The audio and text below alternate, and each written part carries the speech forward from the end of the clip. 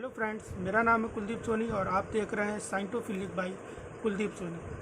तो आज मैं आप लोगों के सामने लेकर के आया हूँ एक बहुत ही इम्पोर्टेंट सा टॉपिक जिसका नाम है आइसोइलेक्ट्रिक पॉइंट। तो इस वीडियो के थ्रू हम लोग आइसोइलेक्ट्रिक पॉइंट के जनरल कॉन्सेप्ट को समझेंगे,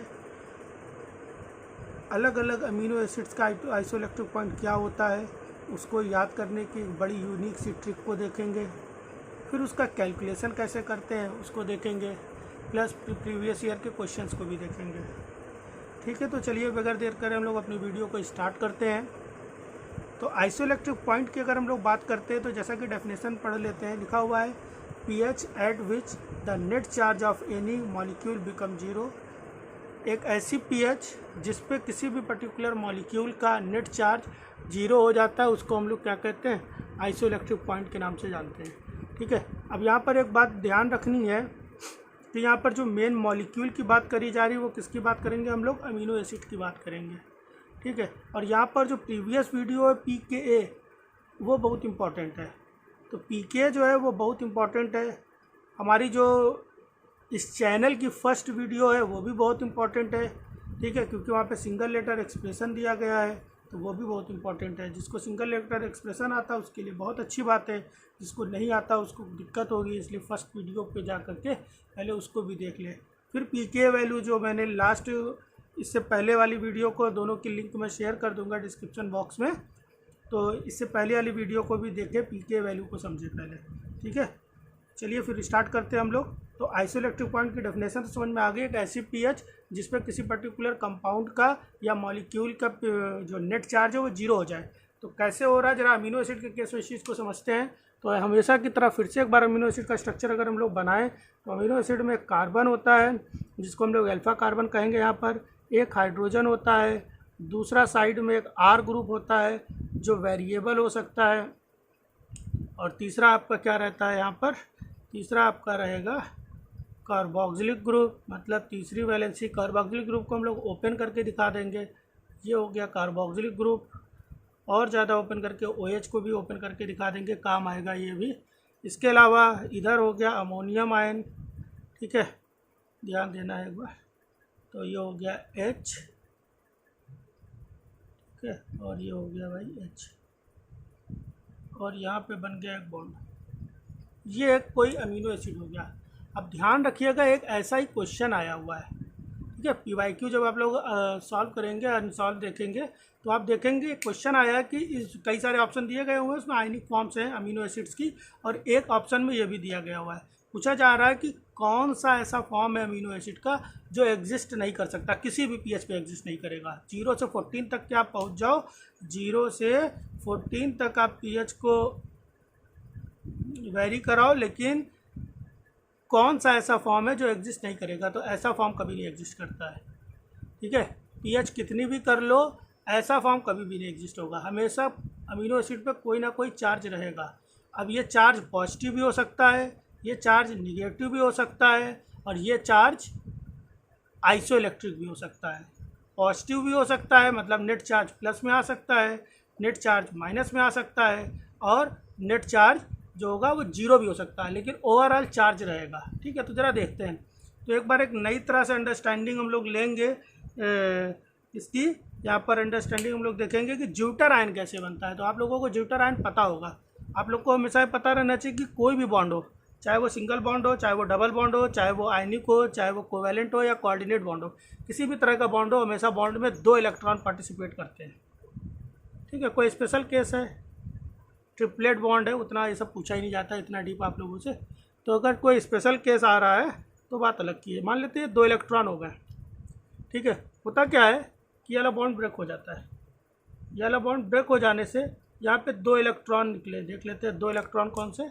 ये देखिए, 1 इलेक्ट्रॉन और ये दूसरा इलेक्ट्रॉन। ठीक है, ये जो मैंने डॉटेड बनाया इलेक्ट्रॉन, ये मान लेते हैं ऑक्सीजन का। बॉन्ड टूटा तो ऑक्सीजन ने इलेक्ट्रॉन ले लिया। क्यों इलेक्ट्रॉन ले लिया? क्योंकि ऑक्सीजन इलेक्ट्रोनिगेटिव एलिमेंट है, हाइड्रोजन ने नहीं लिया। ऑक्सीजन इलेक्ट्रोनिगेटिव एलिमेंट और सेकंड मोस्ट इलेक्ट्रोनिगेटिव एलिमेंट है पीरियोडिक टेबल में। ठीक है, फर्स्ट है फ्लोरीन और थर्ड है नाइट्रोजन। ऑक्सीजन ने अपना इलेक्ट्रॉन ले लिया, ऑक्सीजन ने अपना इलेक्ट्रॉन ले लिया, तो ऑक्सीजन पर कितना चार्ज आया? कोई चार्ज नहीं आया। क्योंकि अभी ऑक्सीजन ने सिर्फ अपना इलेक्ट्रॉन ले लिया, अपना इलेक्ट्रॉन लेने से कोई चार्ज नहीं आता है। फिर इसने हाइड्रोजन का भी इलेक्ट्रॉन ले लिया। जब इसने हाइड्रोजन का इलेक्ट्रॉन ले लिया तो ऑक्सीजन पे कौन सा चार्ज आया, माइनस चार्ज आया, ठीक है। और हाइड्रोजन पे कौन सा चार्ज आया, हाइड्रोजन ने इलेक्ट्रॉन दे दिया तो इस पर कौन सा चार्ज आया, प्लस चार्ज।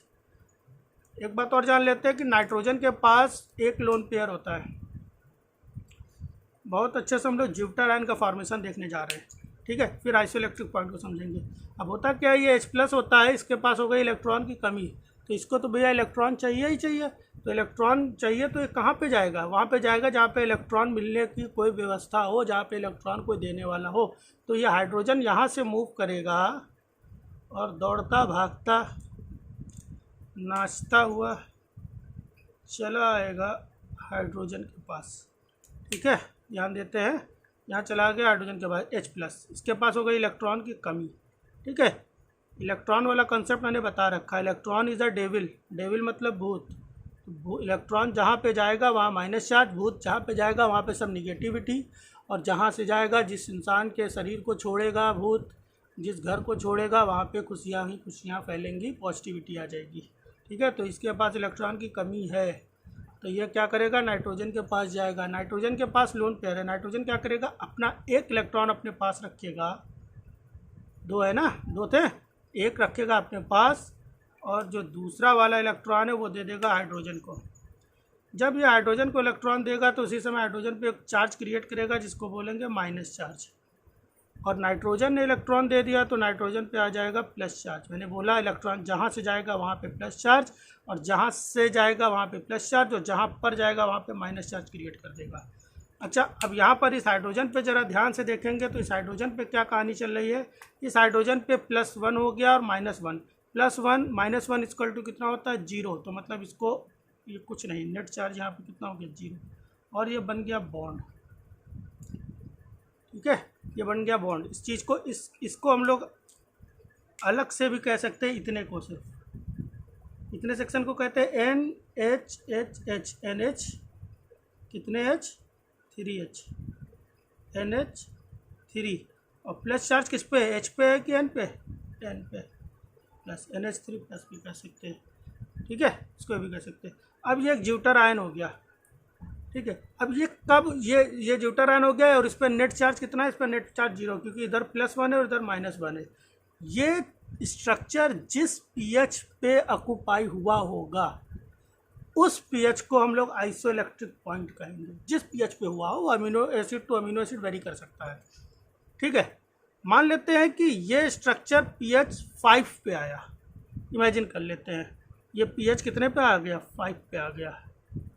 बहुत ध्यान से समझिएगा, ठीक है। ये इलेक्ट्रॉन कैसे मूव किया, जिसको ना समझ में आए फिर से बैक करें, फिर से एक बार ध्यान से देखिए अच्छे से। कभी नहीं भूलोगे आइसोइलेक्ट्रिक पॉइंट का कंसेप्ट, कभी नहीं भूलोगे, ठीक है। अब मान लेते हैं कि pH कर दी गई कम, जिसको कुछ भी नहीं आता है, जिसको बहुत कुछ आता है, कोई बात नहीं, ठीक है। मान लेते हैं pH कर दी गई कम, कम का मतलब 4 कर दी गई। इस pH पे +1 -1 टोटल चार्ज 0 था, या ज़्यादा कर दी गई, ठीक है। हमेशा से पढ़ रहे हो, pH अगर कम कर दी जाएगी तो कंडीशन क्या होगी, कंडीशन होगी एसिडिक कंडीशन। सोरेनसन स्केल अगर आप लोगों ने हमेशा से देखा होगा तो यहाँ पे आता है 7, यहाँ पे आती है 0, और यहाँ पर आपका आ गया 14। A फॉर होता है एसिड और B फॉर होता है बेस। 0 से 7 तक एसिड, 7 से 14 तक बेस, ठीक है। तो pH हुई है कम, 5 से कर दी गई कम pH, ये सोरेनसन स्केल है, ठीक है। फजान रूल्स के अकॉर्डिंग कुछ अलग भी है। फजान रूल का एक्सपेंसन जब पढ़ते हैं, खासकर ये बोला जाए तो ज़्यादा बेटर रहेगा, ठीक है। फजान रूल का जो एक्सपेंसन है उसमें कुछ और चीज़ है, वो भी जान लेते हैं। सोरेनसन स्केल क्या कहती है, 0 से 7 के बीच में जो भी pH होगी वो एसिडिक होगी, 7 से 14 के बीच में बेसिक होगी। अब मान लेते हैं कोई कंपाउंड है, एक की pH 4 है और दूसरे की pH 5 है। इन दोनों में कंपेयर किया जाए तो ये एसिड है और ये बेस है। हालांकि देखा जाए तो दोनों एसिड वाली रेंज में आ रही हैं, लेकिन इन दोनों के कंपैरिजन में ये एसिड है, ये बेस है। ये कॉन्सेप्ट फजान रूल से है और ये कॉन्सेप्ट सोरेनसन स्केल से है। दोनों सही हैं, दोनों सही है, ठीक है। अपना दिमाग लगाओगे, अच्छे से सोचोगे तो दोनों समझ में आ जाएंगी। अब ये pH 4 कर दी गई, pH 4 कर दी गई तो मतलब H+ का कंसनट्रेशन बढ़ रहा है, एसिडिक कंडीशन जा रही ना, तो H+ आ गया, ध्यान दो। अब ये H+ कहाँ जाएगा, प्लस कहाँ जाएगा, माइनस के पास कहाँ जाएगा, यहाँ जाएगा, यहाँ जाएगा तो भगा दिया जाएगा क्योंकि प्लस चार्ज रिपल्सन, कहेगा दूर भागो यहाँ से, यहाँ आएगा, यहाँ पे हो जाएगा कहानी भैया, व्यवस्था बन गई। क्या व्यवस्था बनी, plus charge, plus minus cancel out, bond बन गया। नेट चार्ज अब कितना हो रहा है इस केस में, पहले कितना नेट चार्ज था, pH 5 पे कितना था, 0, pH 5 पे नेट चार्ज कितना है, ऊपर दिख नहीं रहा है भैया, यहाँ दिख जाएगा 0। अरे थोड़ा और अच्छा खर्चा कर दे भैया, बजट बहुत बड़ा है हमारा, तो ये हो गई 0, ठीक है। यहाँ पे नेट चार्ज कितना आया, H+ दे देने के पर कितना आया, ये तो न्यूट्रल हो गया, ये तो प्लस माइनस न्यूट्रल हो गया ना भैया, ये तो न्यूट्रल हो गया, इनका मोह माया खत्म। ये बचा नेट चार्ज कितना आया, +1। अरे बहुत कुछ क्लियर होने वाला है, बहुत मज़ा आने वाला है, ध्यान रखिएगा। pH 5 से जो जिस pH पे 0 चार्ज हो रहा था उस pH को हमने आइसोइलेक्ट्रिक पॉइंट बोला था, ठीक है, उससे ज़्यादा pH कर दी गई, pH कितनी कर दी गई, 6 कर दी गई, बढ़ा दी गई। तो आपको पता होना चाहिए कि pH बढ़ा देने पर क्या होगा, pH बढ़ा देने पर क्या हो रहा होगा, pH बढ़ा देने पे माइनस आ जाएगा, OH माइनस, ठीक है, OH माइनस आ रहा है, मान लेते हैं बेसिक कंडीशन आ रही है, OH माइनस आ रहा है, ठीक है। तो फिर से पुरानी कंडीशन में आ जाते हैं, फिर से 5 से 6 पे आए ना, तो पहले 5 वाली कंडीशन तो क्रिएट कर ले, तो इनको हटाओ पहले, चलो भागो भाई उधर, हटो भाई, OH महाराज आ गए हैं, ठीक है। चलिए देख लेते हैं, अब अगर OH माइनस आया तो OH माइनस आया, आप लोग ध्यान दीजिएगा, ये H+ कहाँ से आया था, यहाँ से आया था, ठीक है। जैसे OH माइनस आया, ये H+ इनको छोड़ के भाग जाएगा भाई, मैं तो चलो चलते हुए इनको दिखाते हैं एक बार, कैसे चलते हैं, बिल्कुल कैसे चल रहे हैं, ज़रा इसको देखते हैं। तो जब ये चलेंगे क्या होगा, हाँ अब देखो यार बॉन्ड टूटने वाला है, क्यों, क्योंकि H+ को जो है यहाँ से नाइट्रोजन से अच्छा पार्टनर मिल गया जुड़ने वाला। बॉन्ड तब टूटता है, एक से बॉन्ड तब टूटता है जब दूसरा पार्टनर बहुत बढ़िया हो। एक समझ में आ गई बात ना, फील हो गई, चलो ध्यान दे। तब ये इनको इनसे अच्छा नाइट्रोजन से अच्छा पार्टनर ऑक्सीजन मिल गया, चल दिए उधर, कहाँ हम तो जा रहे हैं भैया। चलिए तो अब हुआ क्या, ये वाला बॉन्ड टूटेगा, हमेशा बॉन्ड में 2 इलेक्ट्रॉन, एक इलेक्ट्रॉन ये बॉन्ड टूट गया। इलेक्ट्रॉन कौन लेगा, जो ज़्यादा इलेक्ट्रोनिगेटिव है, अभी हमने बताया है सबसे ज़्यादा इलेक्ट्रोनिगेटिव F फ्लोरीन, दूसरा ऑक्सीजन और तीसरा कौन सा, नाइट्रोजन। तो यहाँ पर हाइड्रोजन की बात ही नहीं आ रही है, ठीक है। तो ज़्यादा इलेक्ट्रोनिगेटिव नाइट्रोजन है, नाइट्रोजन अपना इलेक्ट्रॉन अपने पास रखेगा, अपना इलेक्ट्रॉन अपने पास रखने पे कोई चार्ज नहीं आता है, हमेशा याद रखिएगा। अपना पैसा अपने पास रहेगा, उससे क्या फ़ायदा होगा, कोई फ़ायदा नहीं होगा। दूसरों का पैसा अपने पास खींच लो तब फ़ायदा होगा, दूसरों को पैसा अपना दे दो तो घाटा होगा, ठीक है। तो अपना इलेक्ट्रॉन अपने पास रखा, कोई चार्ज नहीं आया, ये वाला भी इलेक्ट्रॉन ले लिया, चल भैया यहाँ चलते हैं, ये वाला इलेक्ट्रॉन ले लिया तो कौन सा चार्ज आया, माइनस, गया तो कौन सा चार्ज आया, प्लस, ठीक है। अब देखो यहाँ पे नाइट्रोजन वाला केस पहले निपटा दे, इनका तो भविष्य समझ में आ गया क्या करेंगे। ये नाइट्रोजन पे प्लस चार्ज भी है और माइनस चार्ज भी है, दोनों कैंसिल आउट। नाइट्रोजन पे प्लस चार्ज भी है और माइनस चार्ज भी है, दोनों हो गए कैंसिल आउट। दोनों जब कैंसिल आउट हो गए तो नेट चार्ज यहाँ पे कितना बचा, कोई चार्ज नहीं। यहाँ पे कितना बचा, -1 बचा। बड़ा इंपॉर्टेंट कंसेप्ट आ रहा है भैया, उम्मीद है समझ में आता जा रहा होगा।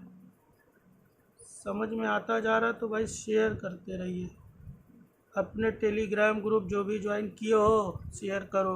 पूरी लिंक शेयर करने से वो मना कर देते होंगे तो फ़ोटो खींच के डाल दो। एडवर्टाइज जितना ज़्यादा करोगे तो वो समय मेरा बच जाएगा, तो हम ज़्यादा से ज़्यादा वीडियो, पर डे एक वीडियो डाल सकता हूँ अगर सिर्फ वीडियो बनाना ही काम रहे, ठीक है। कंटेंट ढेर सारा हमारे पास तैयार है, सारी यूनिट्स का लगभग, ठीक है। H+ महाराज का भविष्य तुम्हें पता है, H+ ने नाइट्रोजन का दिया साथ छोड़ दिया, क्योंकि और बढ़िया पार्टनर मिल गया, गवर्नमेंट जॉब वाला मिल गया भैया। तुरंत ये कोचिंग वाले मास्टर को छोड़ के भाग गए गवर्नमेंट जॉब के पास। H+ और माइनस कैंसिल आउट, बॉन्ड बन गया। क्या बन गया, H और O, H2O, ठीक है। क्या बन गया, H2 और OH2O निकल जाएगा। और नेट चार्ज कितना है, माइनस। अब बहुत चीज़ समझ में आ गई। अब आइसोइलेक्ट्रिक पॉइंट क्या था, ध्यान दो। आइसोइलेक्ट्रिक पॉइंट वो pH थी जब नेट चार्ज कितना हो रहा था, 0 हो रहा था। ऐसी पीएच हम लोगों ने एज्यूम कर ली थी 5 थी, मान लिया। वो कैसे आ रहा था 0, मैंने बताया था कि यहाँ से H प्लस जा करके इनके पास चला जा रहा था। यहाँ पे क्यों जा रहा था? क्योंकि नाइट्रोजन के पास लोन पेयर है। कुछ बच्चे ये भी कह सकते हैं कि सर इस वाले ऑक्सीजन के पास भी तो लोन पेयर हो सकते हैं। ऑक्सीजन के पास 2 लोन पेयर होते हैं, लेकिन ये ऑक्सीजन पाई बॉन्डेड है, ठीक है, ये ऑक्सीजन पाई बॉन्डेड है, इसलिए यहाँ पे नहीं आएगा, यहाँ नाइट्रोजन के पास जाएगा, ठीक है। और भी बहुत सारे इफेक्ट, मीजोमेरिक इफेक्ट वगैरह, बहुत सारे इंडक्टिव इफेक्ट वगैरह लगते हैं।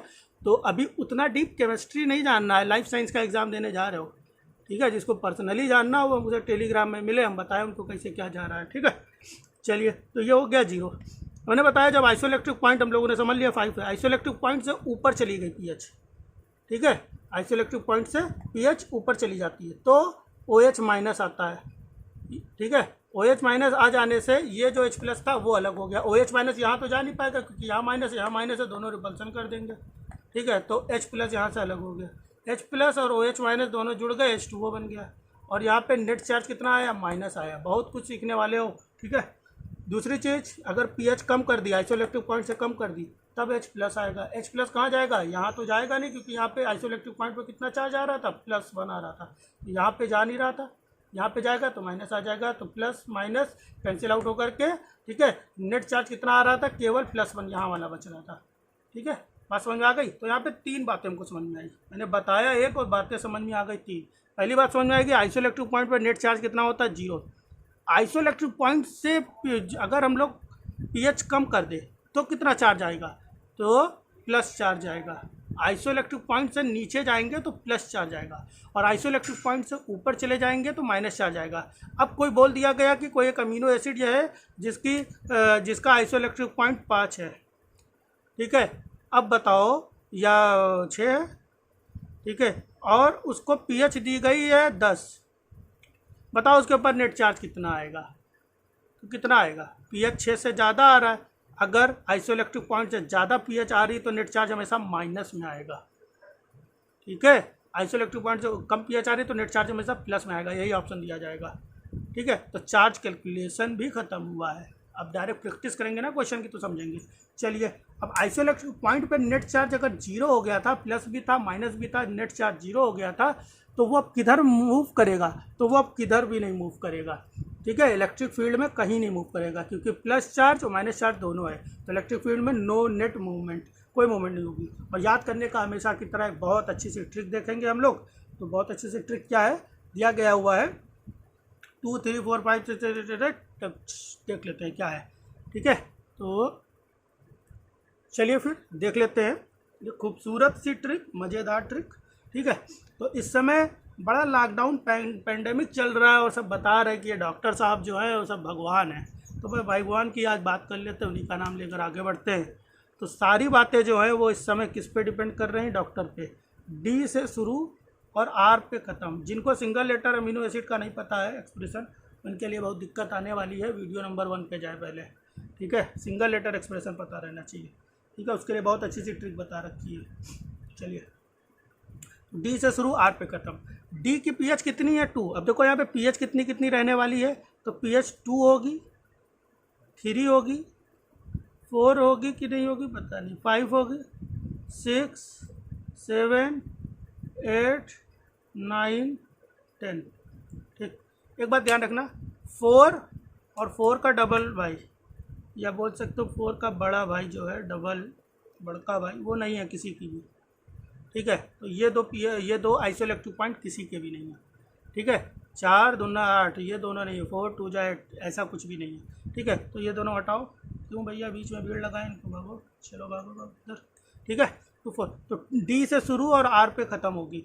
तो मतलब जो मिनिमम आइसोइलेक्ट्रिक पॉइंट आने वाला है वो डी का है, और मैक्सिमम आइसोइलेक्ट्रिक पॉइंट आने वाला है वो आर का है, तो डी आर, ठीक है। बाकी सारी अमीनो एसिड जो है, डी मतलब एस्पार्टिक एसिड और आर मतलब आर्जिनिन, ठीक है, इन दोनों का है। इसके बाद 3, तो एसिड है, एस्पार्टिक एसिड के बाद दूसरी एसिड जो एकमात्र है वो कौन सी है आपकी? वह है ग्लूटामिक एसिड। ग्लूटामिक एसिड का हो गया ई लिखा हुआ है, ठीक है। नीचे याद देख लेते हैं, इन दोनों का तो भी मज़ा ही आ जाएगा बिल्कुल, वो देखेंगे बाद में। नीचे देख लेते हैं आर्जिनिन। आर्जिनिन बेसिक है। दूसरी बेसिक अमीनो एसिड कौन है? के। और तीसरी पॉजिटिवली चार्ज कौन है? एच। हमने आपको HR के याद कराया था, ऋतिक रोशन, ठीक है। तो उसी तरह से हिस्टिडीन, लाइसिन और आर्जिनिन। अब 5 जो है उसमें ध्यान रखना है। 5 क्या है, कोई बच्चा है वो सचिन तेंदुलकर से बढ़िया क्रिकेट सीखने जाता था और पढ़ाई भी कर रहा था, बढ़िया नेट जेआरएफ की तैयारी भी कर रहा था, इमेजिन कर लेते हैं। लेकिन जो सचिन तेंदुलकर की जो कोचिंग क्लास थी क्रिकेट की वो टीटीएस में चलती थी और वो चाहता था कि एमडब्ल्यूएफ में हो और एमडब्ल्यूएफ में हो, ठीक है। तो नेट जेआरएफ की कोचिंग कर रहा था, सीनियर हो गया था, सचिन तेंदुलकर को भाई कहता था, भाई मानता था उसको, भाई कहता भी था, बात करते थे आपस में, ठीक है। कहानी याद रखना है, कहानी बड़ी इंपॉर्टेंट है, एग्जाम में कहानी याद आती है, ठीक है। डायरेक्ट बता सकते हैं लेकिन कहानी बड़ी इंपॉर्टेंट है, ठीक है। तो सचिन तेंदुलकर के पास गया, कह रहा है सचिन भाई किसी तरह से ये कोचिंग जो है हमारी एमडब्ल्यूएफ में कर दो, मंडे, वेडनेसडे और फ्राइडे को कर दो, ये टीटीएस में बड़ी दिक्कत हो रही है, टीटीएस में हमको जेआरएफ की कोचिंग करनी है। सचिन भाई मान गए तो भाई थैंक यू तो बोल दो। तो उन्होंने बोला सचिन भाई थैंक यू, काहे के लिए, एमडब्ल्यूएफ कोचिंग करने के लिए, ख़त्म। सेरीन, सिस्टीन, एस्पराजीन, टायरोसिन, ठीक है, थ्रियोनिन, ग्लूटामिन, मेथियोनिन, ट्रिप्टोफैन और फेनिलैलानिन, ठीक है। तो ये हो गया आपका 5 पीएच। अच्छा ये वो सॉरी 5 आइसोइलेक्ट्रिक पॉइंट, ये एब्सोल्यूट वैल्यू नहीं है, ठीक है। जैसे मेथियोनिन की शायद से 5.74 होती है, ये उतनी वैल्यू दी गई है जो आपको याद रहेगी। तो ध्यान रखिएगा, नीचे कमेंट ना करने लगिएगा कि भैया आप तो गलत पढ़ाते हो, बहुत गंदे बच्चे हो, ठीक है, ऐसा कुछ नहीं है। तो उतना याद रखना, उतना बोझ उठाना, इतना याद रखो, सिर्फ आइसोइलेक्ट्रिक पॉइंट जा करके लिखना नहीं है, एग्जाम में क्वेश्चंस भी सॉल्व करना है, ठीक है। दूसरा आ गया 6। अब वो बच्चा जब वो खेलने जा रहा था, क्रिकेट रोज़ खेलने जाता था, तो वहाँ पर एक लड़की थी, वो हर बॉल पे 6 मार रही थी, हर बॉल पे 6। अब हर बॉल पे अगर कोई 6 मारे, आंद्रे रसेल हर बॉल पे 6 मारता था, सब कहते हैं पगला गया है, ठीक है। ऐसे वो लड़की भी हर बॉल पे 6 मार रही थी, तो वो बोल रहा था पगलवी है। क्या है, 6 मारने वाली लड़की कौन सी है, पगलवी है, PGALVI, बस कंप्लीट, ठीक है। तो इस तरह से आपको आइसोइलेक्ट्रिक पॉइंट भी याद हो गए, ठीक है। तो नेक्स्ट वीडियो में हम लोग देखेंगे कि अलग अलग अमीनो एसिड का आइसोइलेक्ट्रिक पॉइंट कैसे कैलकुलेट करें।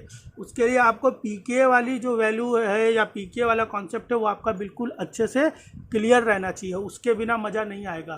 फिर बेवजह ही कॉन्सेप्ट को हम लोग एक आगे की ओर रन कराते रहेंगे, बाकी कोई मतलब नहीं रहेगा, ठीक है, ठीक है। तब तक के लिए आप लोग इस वीडियो को अगर समझ में आ रहा है तो खूब अच्छे से शेयर करिए। और प्रीवियस वीडियो पीके वाले में हमने क्वेश्चन पूछा है, कोई आंसर ही नहीं देता है, तो ऐसे थोड़ी नहीं प्रिपरेशन होती है। मैं ये नहीं कह रहा हूँ कि सारे लोग उसमें आंसर ही दे देंगे, 2-3 दुनिया नहीं बदलनी है हमें, 2-4 लोग अगर आंसर देंगे तो अच्छा लगता है, ठीक है। इतना सिंपल सा कॉन्सेप्ट, उस आंसर को, उस क्वेश्चन का आंसर कहाँ पर है, उस क्वेश्चन का आंसर है specific properties of amino acid, lecture number 2, exact address दे दिया है। लेक्चर नंबर 2 को जब आप देखेंगे तो उसमें specific properties of amino acid का लेक्चर नंबर 2 में खूब अच्छे से समझाया गया, पहले उसको समझिए, फिर पीके वाले में जो क्वेश्चन पूछा गया उसका आंसर दीजिए, ठीक है। आंसर कमेंट बॉक्स में दीजिए, डिस्क्राइब करके भी आप दे सकते हैं खूब अच्छे से लिख करके, ठीक है। चलिए भैया, तब तक के लिए धन्यवाद। आप लोग अपना खूब अच्छे से ख्याल रखिए, दिन भर घर में रहिए और खूब जम के पढ़ाई करते रहिए। नवंबर तक एग्ज़ाम होने की उम्मीद है, सिलेबस को पूरी अच्छी तरह से कंप्लीट कर डालिए और पहले ही बॉल पे 6 मार के जेआरएफ जेब में लेकर टहलिए। Okay, bye bye.